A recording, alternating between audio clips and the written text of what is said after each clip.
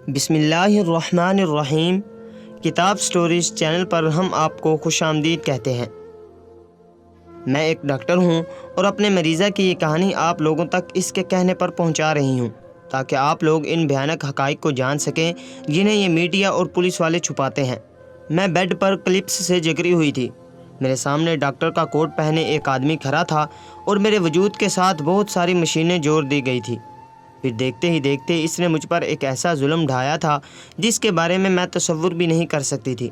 شاید آج کے دور میں انسانیت مر چکی ہے، کیونکہ اس ڈاکٹر نے جو تجربہ میرے ساتھ کیا تھا وہ کوئی انسان نہیں کر سکتا تھا۔ لیکن میں ہی اس تجربے کی بھینٹ کیوں چڑھی تھی؟ کیوں میرے ساتھ ہی یہ سب کچھ کیا گیا تھا؟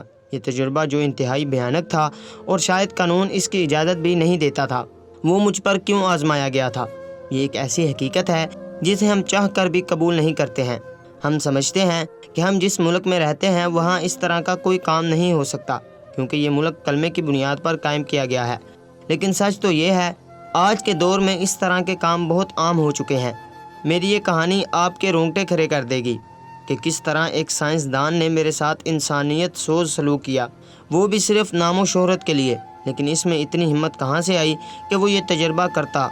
یقیناً اس کی پشت پناہی میں کچھ ایسے لوگ موجود تھے جو اسے اتنی ہمت دے رہے تھے، اور ہم جیسے مظلوم عورتوں کو استعمال کرنے کی اجازت بھی۔ میرا نام ہما ہے اور میں گجرانوالہ کی رہائشی تھی۔ قسمت نے مجھے عدالت کے کٹہرے میں لا کر کھڑا کیا تھا اور عدالت نے مجھے عمر قید کی سزا سنائی تھی، لیکن میں بڑی خوش تھی کہ اب میری باہر کی اس دنیا سے جان چھوٹ جائے گی۔ اپنوں کی دھوکہ دہی اور محبت کی بے وفائی نے مجھے یہاں لا کھڑا کیا تھا جہاں مجھے 25 سال کی عمر میں عمر قید کی سزا مل گئی تھی۔ اگر میری جگہ کوئی اور لڑکی ہوتی تو شاید اپنی اس قسمت پر ماتم مناتی، لیکن پتہ نہیں کیوں میں نے یہ سب کچھ قبول کر لیا تھا۔ نہ ہی میری آنکھ میں آنسو تھے اور نہ ہی میں اس سزا سے بھاگنا چاہتی تھی۔ جس دن مجھے سزا سنائی گئی میرے گھر والے کمرہ عدالت میں موجود نہیں تھے۔ میرے لیے کوئی نہیں آیا تھا جسے میری سزا کا دکھ ہوتا، حتیٰ کہ میری ماں بھی نہیں۔ دکھ تو مجھے خود بھی نہیں تھا۔ مجھے لگتا تھا کہ اچھا ہے، اب میں جیل کی 4 دیواری میں نہ صرف محفوظ رہوں گی بلکہ ہر رشتے ناطے سے دور اپنی ایک الگ ہی دنیا بساؤں گی۔ سچ کہوں تو رشتوں پر سے میرا اعتبار اٹھ گیا تھا، لیکن مجھے کیا معلوم تھا کہ جس طرح باہر کی دنیا میں کھلے بھیڑیے گھوم رہے ہیں، اسی طرح جیل کی دنیا میں بھی بہت سے بھیڑیے ہیں جو ہم جیسی معصوم لڑکیوں کو شکار کرتے ہیں۔ مجھے ایک قتل کے جرم میں عمر قید کی سزا ہوئی تھی اور وہ قتل میرے ہی ہاتھوں ہوا تھا، لیکن کیوں یہ بات نہ ہی عدالت کے لیے معنی رکھتی تھی اور نہ ہی دنیا والوں کے لیے۔ ہر کسی نے بس یہی کہا تھا، دیکھو تو بیٹی نے باپ کا قتل کر دیا ہے۔ کسی نے یہ نہیں سوچا تھا کہ بیٹی نے باپ کا قتل کیوں کیا ہے۔ یہ ایک ایسا راز تھا جس پر سے اگر پردہ اٹھتا تو انسانیت شرمندہ ہو جاتی۔ میں تو اپنی ماں تک کو نہیں بتا پائی تھی کہ میں نے اپنے ابا کو کیوں مارا ہے، لیکن یہ تو ایک الگ ہی کہانی تھی۔ اصل کہانی تو اس وقت شروع ہوئی جب میں نے جیل کی 4 دیواری میں قدم رکھا۔ ایک لیڈی پولیس کانسٹیبل نے پوری طرح میرا جائزہ لیا اور میرے وجود کے ایک ایک حصے پر ہاتھ لگا کر اس طرح میری چیکنگ کی گئی کہ میں شرم سے پانی پانی ہو گئی۔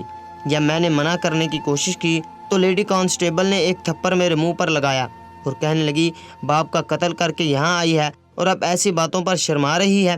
میں جان گئی کہ اب اندر کی دنیا میں میرے لیے سزا کا آغاز ہو چکا ہے۔ جیل کی دنیا کے بارے میں کچھ بھی نہیں جانتی تھی، بس اتنا ہی معلوم تھا کہ یہاں قیدیوں کو کام کاج کرنے پڑتے ہیں اور اس کے بعد کوٹری میں بند ہونا ہوتا ہے۔ لیکن یہ دنیا اس قدر بھیانک ہو گئی، اس کا اندازہ مجھے ہرگز بھی نہیں تھا۔ مجھے ایک کال کوٹری میں لا کر پھینکا گیا جہاں پہلے سے ہی 6 موٹی تگڑی عورتیں بیٹھی ہوئی تھی۔ مجھے دیکھ کر وہ ہنسی اور کہنے لگی، ارے تو جھٹانک بھر کی بھی نہیں ہے، یہاں کیا کرنے آئی ہے؟ یہ لوگ تو 2 ہی دن میں تیری جان نکال لیں گے۔ تیری جیسی جوان لڑکی کے ساتھ یہاں وہ کچھ ہوتا ہے کہ تو خود ہی موت کی بھیک مانگے گی۔ ان عورتوں کو دیکھ کر مجھے ڈر محسوس ہوا تھا اور ان کی باتوں نے مجھے خوف زدہ کر دیا تھا، کیونکہ وہ سب کی سب پیشہ ور مجرم تھی، زندگی کے کئی سال یہاں گزار چکی تھی۔ انہیں یہاں کی ہر حقیقت معلوم تھی، جبکہ میں نے قتل تو کیا تھا، لیکن نہ ہی میں کوئی پیشہ ور مجرم تھی اور نہ ہی یہ جرم میں نے اپنے ہوش و حواس میں کیا تھا۔ میرے باپ نے مجھے مجبور کیا تھا کہ میں اپنے ہاتھوں اس کی جان لے لوں۔ وہ قیدی عورتیں اٹھ کر میرے قریب آئی، کوئی میرے بالوں کو ہاتھ لگاتا، کوئی میرے چہرے کو۔ وہ سب اپنے اپنے جملوں میں میری خوبصورتی کی تعریف کر رہی تھی، لیکن ان کی قربت میرے لیے اس قدر خوفناک تھی کہ میں گھبرا کر چیخیں مارنے لگی تھی۔ میں نے سوچا بھی نہیں تھا کہ جیل کے اندر آ کر یہ سب کچھ ہوگا۔ میرا تعلق تو شریف خاندان سے تھا، جہاں پولیس والوں کو دیکھ کر بھی راستہ بدل لیا جاتا ہے کہ کہیں ان سے واسطہ نہ پڑ جائے۔ میری چیخوں کی آواز پر کانسٹیبل آئی اور اس نے مجھے ان عورتوں کے پاس سے نکال کر ایک الگ کوٹری میں بند کر دیا۔ مجھے لگا کہ اب مجھے سکون مل جائے گا، لیکن کسے خبر تھی کہ آدھی رات کو میرے ساتھ کچھ ایسا کیا جائے گا کہ جو میرے وہم و گمان میں بھی نہیں ہوگا۔ مجھے تفتیش کے لیے آدھی رات کو ایک کمرے میں بلایا گیا اور مجھ سے پوچھا گیا کہ کون کون مجھ سے ملنے آئے گا، کسے میری پرواہ ہے، کسے میرا خیال ہے، میرے گھر بار یہاں تک کہ خاندان والوں میں کون ہے۔ میں نے انکار میں سر ہلایا اور کہا میرے اپنے مجھے چھوڑ چکے ہیں، نہ کوئی دوست ہے نہ جاننے والا، میرے آگے پیچھے کوئی نہیں ہے۔ یہ سن کر جیلر مسکرائی اور کہنے لگی یہ تو بڑی اچھی بات ہے، کیونکہ جن کی ملاقاتیں آتی ہیں ان کی وجہ سے ہمیں بڑی پریشانی ہوتی ہے۔ اب تیرا کوئی نہیں ہے، تو ہمارے بڑے کام آئے گی۔ میں نے ناسمجھی سے جیلر کو دیکھا تو کہنے لگی تو ہمارے لیے کام کر، ہم تیری خدمت کریں گے، تجھے یہاں کسی چیز کی کوئی کمی نہیں ہوگی، ہم تجھے شاہانہ انداز میں رکھیں گے، بس جو ہم کہتے ہیں تو وہ کرتی چلی جا۔ تو جوان ہے، مضبوط جسم کی مالک ہے، اس لیے ہم نے تجھے چنا ہے، اور پھر تیرا کیس دیکھ کر ہمیں ویسے ہی پتہ چل گیا ہے کہ یہاں تیرے سے ملنے تو کوئی نہیں آنے والا، بھلا باپ کی قاتل بیٹی سے کون ملے گا۔ یہ کہہ کر جیلر بری طرح سے ہنسی تھی اور میں نے سر جھکا لیا تھا۔ یہ دھبا ساری زندگی میرے ماتھے پر لگ گیا تھا۔ پتہ نہیں وہ مجھ سے ایسا کیا کروانا چاہتی تھی کہ جس کے لیے اسے اس بات کی تسلی کرنا ضروری تھی کہ میرے آگے پیچھے کوئی نہیں ہے۔ جیلر نے مجھے واپس کوٹری میں بھیج دیا اور اگلے دن میں ساری عورتوں کے ساتھ جیل کے کاموں میں مصروف ہو گئی۔ جیل کی زندگی بڑی ہی مشکل تھی۔ صبح اذانوں کے ساتھ اٹھا دیا جاتا تو پھر رات گئے تک کام کرنے ہوتے۔ ایسا لگتا تھا جیسے یہ جیل نہیں کوئی کارخانہ ہو جہاں ہمیں ملازمت کے لیے رکھا گیا ہو۔ جب رات کو تھکی ہاری میں اپنی کوٹری میں پہنچی تو چوہے، جنگر اور بہت سے ایسے چھوٹے موٹے کیڑے مکوڑے میری کوٹری میں مزے سے راج کر رہے تھے کہ جنہیں دیکھ کر میری چیخیں نکل گئی تھی۔ کل رات تو یہاں کچھ بھی نہیں تھا، پھر آج یہ سب کہاں سے آ گئے تھے۔ میری چیخ کی آواز پر کانسٹیبل آئی اور کہنے لگی تمہیں بہت اچھی کوٹری مل سکتی ہے اگر تم جیلر کی بات مان لو تو۔ میں نے ڈرتے ہوئے پوچھا وہ مجھ سے کیا کروانا چاہتی ہے۔ مجھے لگا تھا میں قتل کر کے یہاں آئی ہوں تو وہ مجھ سے کوئی جرم ہی کروانا چاہتی ہوگی، تبھی تو میری رضامندی بھی چاہتی ہے اور رازداری بھی چاہتی ہے۔ میری بات سن کر لیڈی کانسٹیبل مسکرائی اور کہنے لگی جیلر تمہارا چیک اپ کروانا چاہتی ہے، تمہارا میڈیکل چیک اپ، تاکہ تمہیں کوئی بیماری نہ ہو اور تمہاری وجہ سے یہاں کسی کو کوئی بیماری نہ لگے، لیکن یہ سہولت یہاں کے ہر مجرمہ کو نہیں ملتی، اسی لیے ہم چاہتے ہیں کہ یہ بات رازداری میں رہے۔ کانسٹیبل کی بات نے مجھے حیران کر دیا۔ میرا چیک اپ کروانا تھا تو اس کے لیے اتنی اجازت لینے کی کیا ضرورت تھی، اور پھر میں تو جیل میں تھی۔ یہ لوگ جو چاہیں میرے ساتھ سلوک کرتے، مگر نہ جانے کیوں یہ لوگ ہر بات میں میری رضامندی کو اہمیت دے رہے تھے۔ میں نے کانسٹیبل سے کہا میں راضی ہوں، تم مجھے لے کر چلو، میں یہاں نہیں رہ سکتی۔ اس نے میرا ہاتھ پکڑا اور جیل کی راہداریاں پار کرتی چلی گئی۔ رات کے اندھیرے میں بھی اسے جیل کا چپا چپا معلوم تھا، جبکہ مجھے تو یہ سارا جیل ایک جیسا نظر آ رہا تھا۔ جہاں سے مروں وہیں سے ایک پتلی گلی نکلتی تھی۔ کوئی آدھا گھنٹہ چلنے کے بعد ہم ایک دروازے پر پہنچ گئے۔ اس نے دروازہ بجایا اور اپنا نام لیا تو دروازہ کھل گیا۔ جیسے ہی ہم اس دروازے کے اندر داخل ہوئے مجھے لگا ہم کسی ہاسپٹل میں آ گئے ہیں۔ کمرے میں بہت سی مشینوں کے ڈھیر تھے اور کچھ ڈاکٹرز بھی موجود تھے۔ کانسٹیبل نے مجھے ان کے حوالے کیا اور ان ڈاکٹر سے کہا کہ وہ مجھے صبح کی اذانوں سے پہلے آ کر لے جائے گی۔ وہ مجھے چھوڑ کر چلی گئی اور ڈاکٹروں نے میرے مختلف ٹیسٹ شروع کر دیے۔ انگلی سے لے کر ناخن تک کے ہر ٹیسٹ کیا گیا تھا۔ میں تو تنگ آ گئی تھی کہ یہ سب کیا ہو رہا ہے۔ پوری رات مجھے سونے کا موقع نہیں ملا تھا اور میں جانتی تھی کہ اگلے دن پھر مجھ سے نوکروں سے بھی زیادہ بدتر طریقے سے کام کروایا جائے گا، لیکن پھر میں نے سوچا کہ بس ایک رات کی ہی تو بات ہے، میرے سارے ٹیسٹ کلیئر آئیں گے۔ مجھے اس بات کا یقین تھا پھر میری زندگی آسان ہو جاتی۔ شاید جیلر کو مجھ پر رحم آ گیا تھا، اسی لیے تو میرے حق میں اچھا کر رہی تھی۔ پوری رات ہونے والے ٹیسٹ کے بعد مجھے واپس صبح سے پہلے میری کوٹری میں بھیج دیا گیا تھا۔ کانسٹیبل نے جاتے جاتے انگلی اٹھا کر مجھے سختی سے کہا تھا کہ یہ بات اس جیل میں کسی کو نہیں پتہ چلنی چاہیے۔ وہ تو جیلر کو تمہاری عمر دیکھ کر تم سے ہمدردی ہو گئی تھی، وہ تمہارے لیے اتنا کچھ کر رہی ہے، لیکن اگر تم نے اپنی زبان کھولی تو یاد رکھنا یہاں سے تمہاری لاش باہر جائے گی۔ کانسٹیبل کی بات سن کر میں جھرجھرا اٹھی تھی۔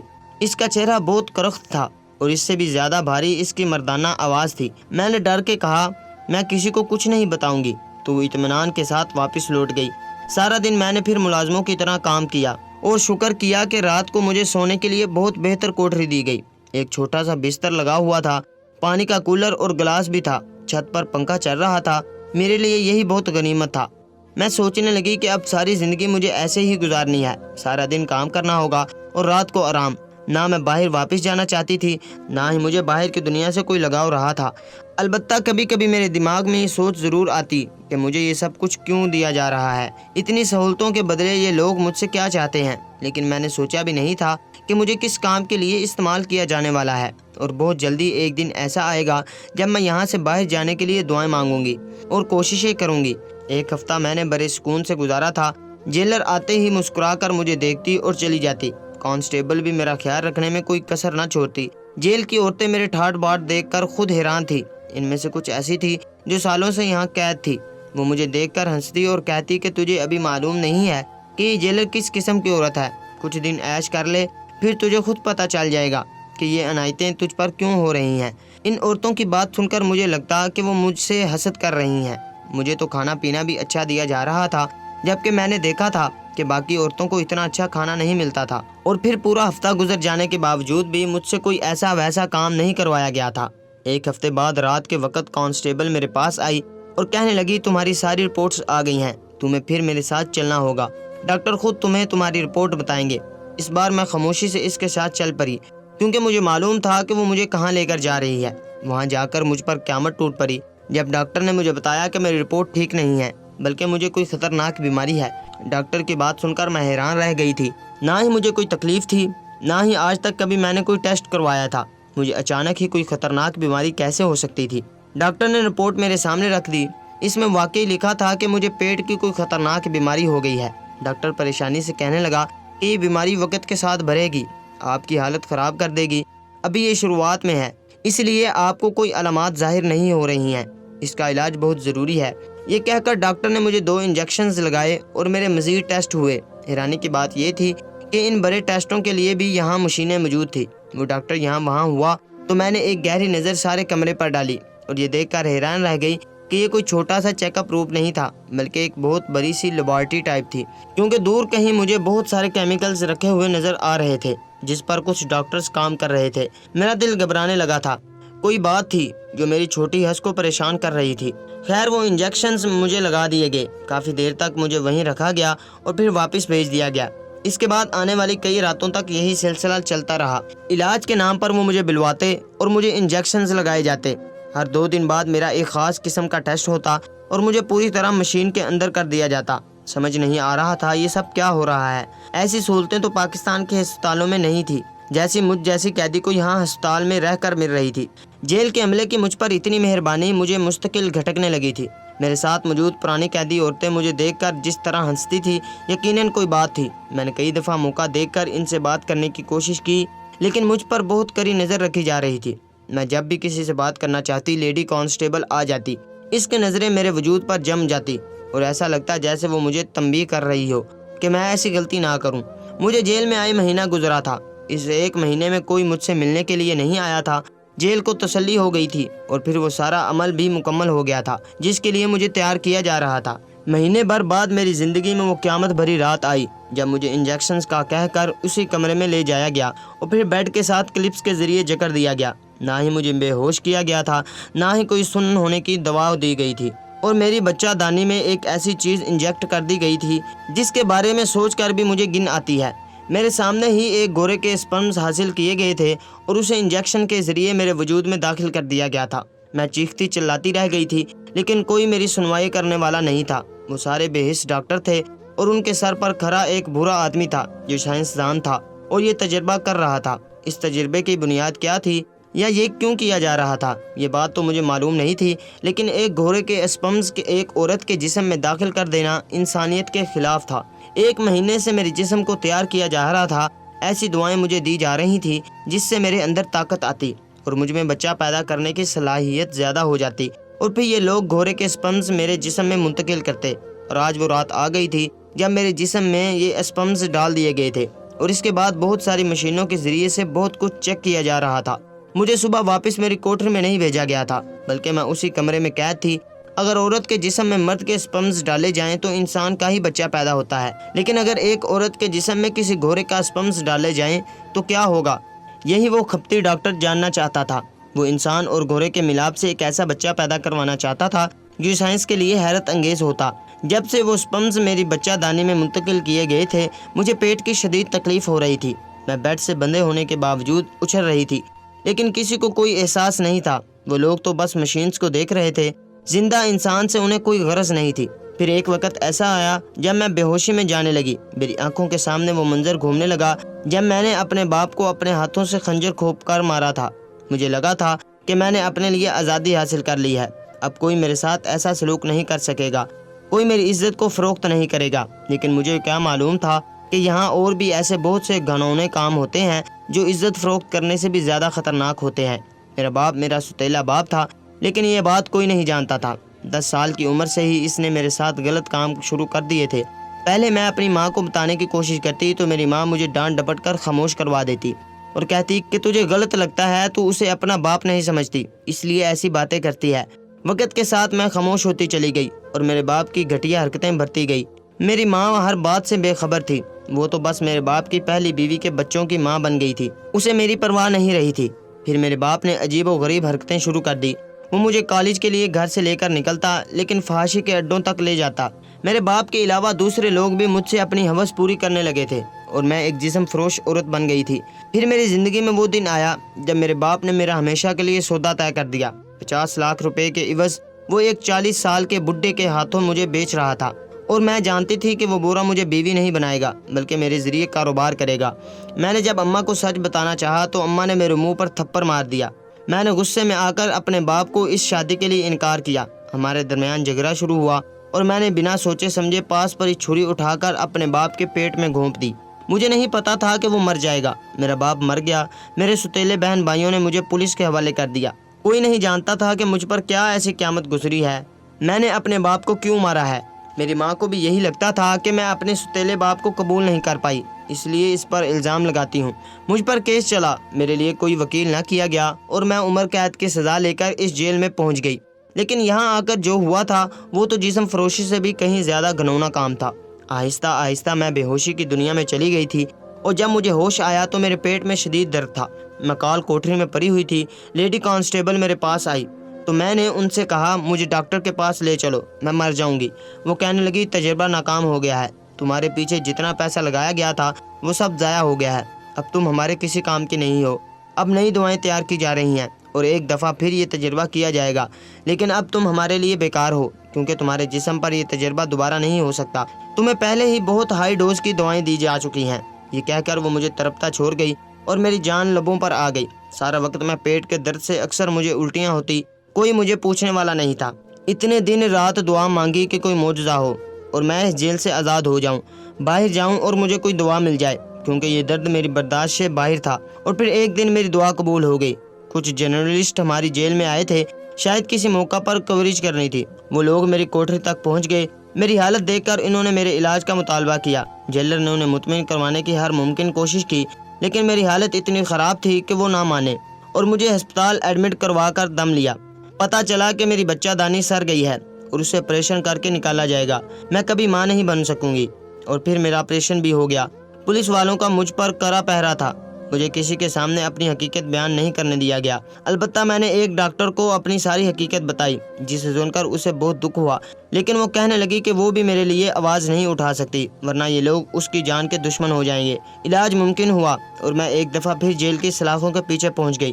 میں یہی ہوں اور مجھے ساری زندگی یہیں گزارنی ہے، لیکن کبھی کبھی میں سوچتی ہوں کہ نہ جانے میرے بعد ان لوگوں نے کس کو اپنا ٹارگٹ بنایا ہوگا، ان کا تجربہ کامیاب ہوا ہوگا یا نہیں۔